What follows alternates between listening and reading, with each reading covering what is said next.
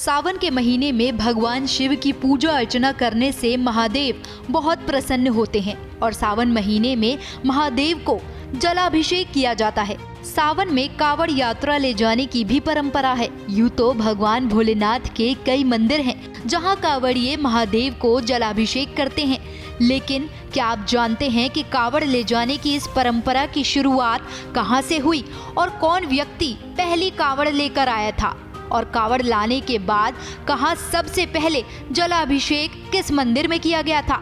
तो चलिए बताते हैं आपको इन सभी सवालों के जवाब।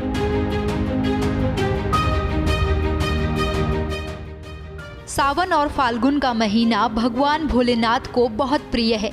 इन दोनों महीनों की अपने आप में एक मान्यता और कहानी है। कावड़ लाने की पूरी कहानी दिल्ली से महज 80 किलोमीटर दूर उत्तर प्रदेश के छोटे से जिले बागपत में भगवान भोलेनाथ के मंदिर पूरा महादेव मंदिर से जुड़ी है। कहा जाता है कि बाबा भोलेनाथ के अनंत भक्त भगवान परशुराम ने बागपत के पूरा गांव में भगवान शिव की तपस्या की थी, जिससे खुश होकर भगवान भोलेनाथ ने खुद भगवान परशुराम को दर्शन दिए थे और तभी से ही इस स्थान पर शिवलिंग स्थापित है। भगवान भोलेनाथ के कहने पर परशुराम जी हरिद्वार से गंगा जल भरकर अपने कंधे पर लटकाकर लेकर आए और फिर शिवलिंग का जलाभिषेक किया, जिससे भोलेनाथ बेहद खुश हुए थे। तब से ही कावड़ यात्रा का शुभारंभ हुआ और तभी से करोड़ों शिव भक्त कावड़िए गंगा जल लेकर आते हैं और भगवान भोलेनाथ का यहाँ जलाभिषेक करते हैं। शिवलिंग खासियत ये है, इनकी गहराई का कुछ नहीं पता है, कहाँ तक है कहाँ तक नहीं। फिर दूसरी बात, यहाँ पे औरंगजेब ने प्रहार किए थे, जो देख सकते हो आज आप भी, निशान है आज भी। थोड़ा झुकाव भी है, हाथियों से खिंचवाए गए थे पर कुछ नहीं हुआ। पूरा महादेव परशुरामेश्वर महादेव मंदिर की बहुत प्रसिद्ध मान्यता है। कहा जाता है कि यहाँ स्थापित शिवलिंग का कोई अंत नहीं है।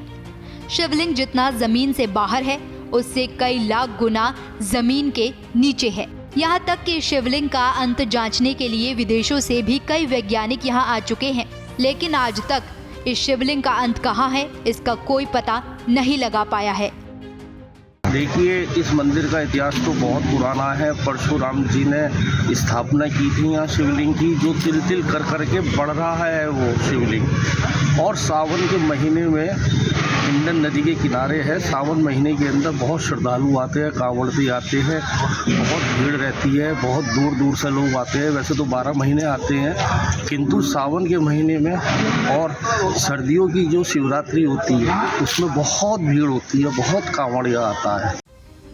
यदि गौर से देखा जाए तो यह शिवलिंग थोड़ा तिरछा है और इस शिवलिंग का थोड़ा सा ऊपरी हिस्सा टूटा हुआ है। कहा जाता है कि मुगलों के ज़माने में औरंगजेब ने हिंदुओं को चुनौती देते हुए इस शिवलिंग को अपनी जगह से हटाने की कोशिश की थी, जिसके चलते शिवलिंग पर कई हथियारों से प्रहार किए गए, जिससे शिवलिंग का ऊपरी हिस्सा टूट गया। तो वहीं हाथियों से इस शिवलिंग को उखाड़ने की कोशिश की गई, जिससे शिवलिंग थोड़ा तिरछा जरूर हो गया, लेकिन अपनी जगह से हिला नहीं। यहाँ पे जो भी कोई अपनी मनोकामना मांगता है वो पूरी हो जाती है और हमें 10 साल से करीबन 20 साल से इस चीज़ का दृढ़ निश्चय है कि हाँ, जो भी हमने मनोकामना मांगी है वो पूरी हो जाती है। और इस क्षेत्र में सबसे प्रसिद्ध मंदिर है महादेव जी का, पूरा महादेव, इसलिए इनका नाम पड़ा है।